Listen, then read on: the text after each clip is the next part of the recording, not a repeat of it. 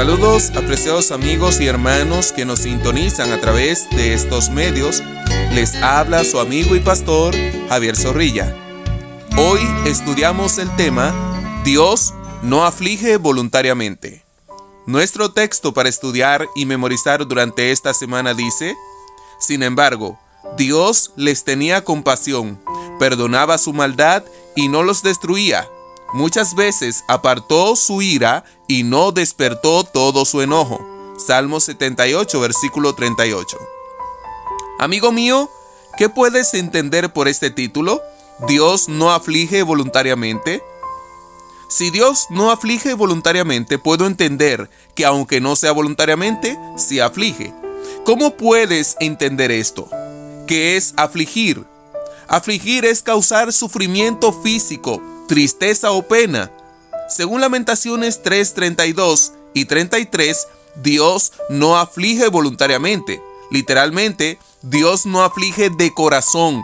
No quiere dañar a los malhechores, pero el amor exige justicia. No es el deseo ni la voluntad de Dios herir ni destruir a ninguna de sus criaturas. No quiere que ninguno perezca, sino que todos procedan al arrepentimiento, según 2 de Pedro, capítulo 3, versículo 9.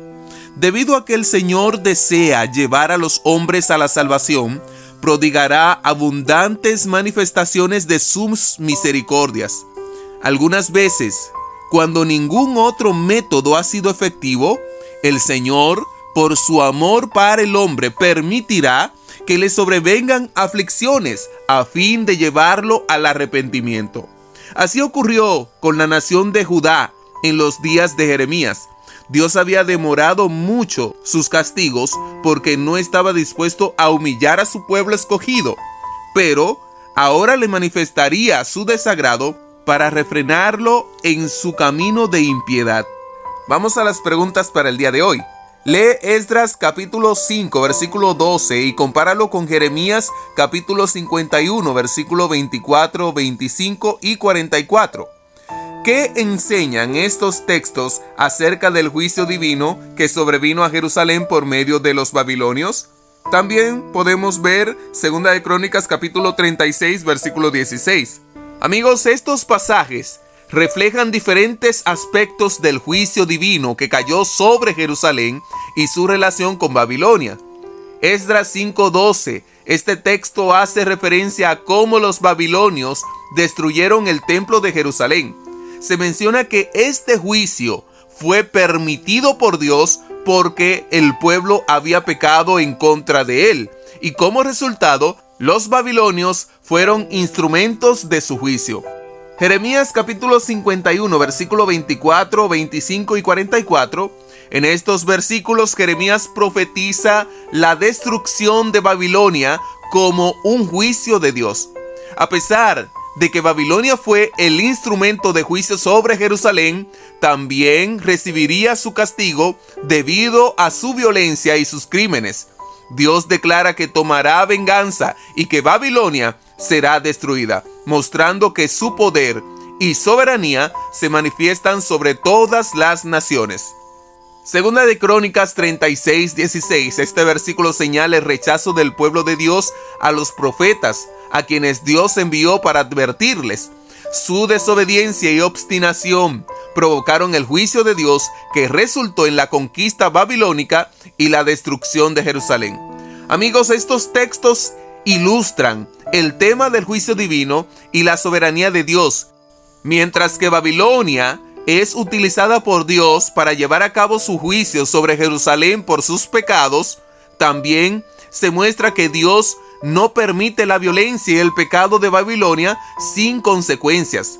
Esto establece un principio moral en la Escritura donde, aunque Dios pueda usar a otras naciones como su instrumento de juicio, eventualmente también demandará cuentas a esas naciones por sus acciones.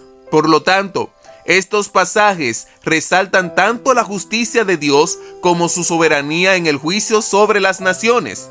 Dicho esto, podemos entender que Dios no aflige de corazón, por eso no quiere dañar a los malhechores, pero Él es amor y el amor exige justicia.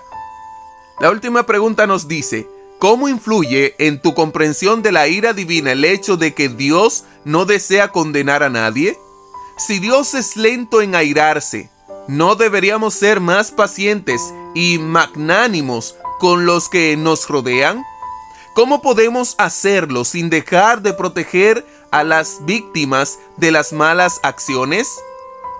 Amigos, la concepción de la ira divina y la paciencia de Dios no es un impulso caprichoso, sino una respuesta a la injusticia y el pecado. La idea de que Dios no desea condenar a nadie refleja un enfoque en la misericordia y la redención. Esto puede inspirarnos a actuar de manera similar en nuestras relaciones y comunidades. Si consideramos que Dios es lento en airarse, esto puede ser un llamado a la paciencia y a la comprensión hacia los demás.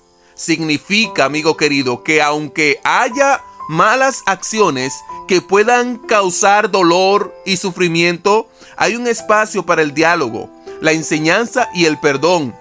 Y esto lo venimos repitiendo durante la semana. Esto no significa que debamos ignorar el daño o permitir que continúen. Más bien se trata de encontrar formas constructivas de abordar la conducta dañina, buscando la reconciliación y la sanación. Para ser pacientes y magnánimos, podemos tomar algunas acciones en nuestras vidas. 5 de estas le vamos a compartir para cerrar la lección el día de hoy. Número 1, fomentar el diálogo. En lugar de responder con ira, podemos buscar entender las razones detrás del comportamiento de los demás y fomentar una conversación que lleve la comprensión mutua. Número 2, promover la educación. A veces, amigo mío, las malas acciones provienen de la ignorancia. Educar a quienes nos rodean sobre los impactos de sus acciones puede ser una forma efectiva de crear cambios positivos. Número 3, establecer límites saludables. Proteger a las víctimas de las malas acciones es crucial. Esto puede implicar establecer límites claros y crear un ambiente seguro, donde se respete la dignidad de cada persona. Número 4, practicar la empatía. Podemos intentar ponernos en el lugar del otro. Esto puede ayudarnos a comprender sus luchas y motivaciones, lo que puede facilitar una respuesta más compasiva. Y número 5 y último, buscar justicia restaurativa. En lugar de enfocarnos en el castigo, podríamos trabajar hacia formas de restaurar el daño causado, promoviendo la curación tanto para la víctima como para el perpetrador.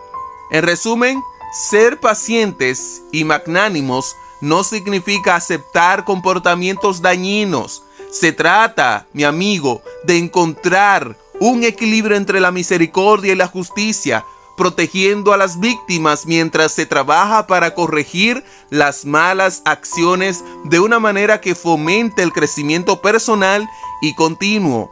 Tú y yo no hemos sido llamados para ser jueces de nadie. Que Dios sea el único juez en este mundo y en la vida de las personas. Tú y yo hemos sido llamados a ser agentes de paz y reconciliación con el Señor. Por eso, amigo querido, te invitamos a entender esta lección y ponerla en práctica en tu vida. Gracias a cada uno de ustedes por la sintonía en este canal. Dios les bendiga y les esperamos mañana. Comparte y suscríbete si aún no lo has hecho.